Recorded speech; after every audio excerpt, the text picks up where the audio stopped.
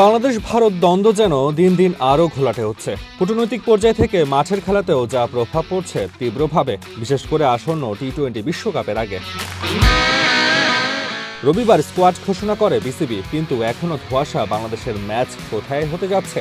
একদিকে নিরাপত্তা ইস্যুতে মুস্তাফিজুর রহমানকে কলকাতার স্কোয়াড থেকে বাদ দেয়া, এরপর বিসিবির পক্ষ থেকে আইসিসির কাছে মেইল, টাইগাররা খেলবে না ভারতের মাঠে। পরিবর্তন করে শ্রীলঙ্কায় স্থানান্তরের আবেদন করে ক্রিকেট বোর্ড।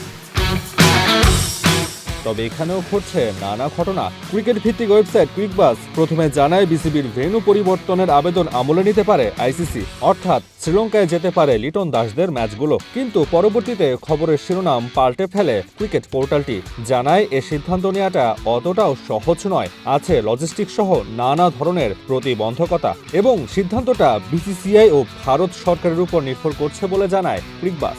আপনার জন্য অবকাশ যাপনের আর বিনিয়োগের সেরা পছন্দ হতে পারে সল্ট বে, যেখানে বিলাস আর প্রশান্তি মিলেমিশে একাকার।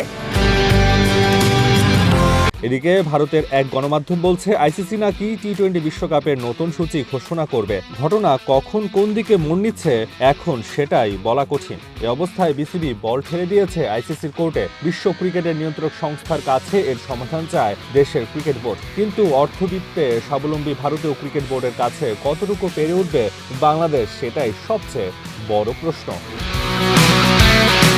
মূলত এখানে ভেন্যু পরিবর্তনের সাথে জড়িত ভারতের বেশ কিছু স্বার্থ, কারণ গ্রুপ পর্বে টাইগারদের কঠিন প্রতিপক্ষ ইংল্যান্ড ও ওয়েস্ট ইন্ডিজ, এছাড়া বাকি দুই দল নেপাল ও নবাগত ইতালি। এর মধ্যে 3 ম্যাচই হবে কলকাতায়, বাকি একটি মুম্বাইতে।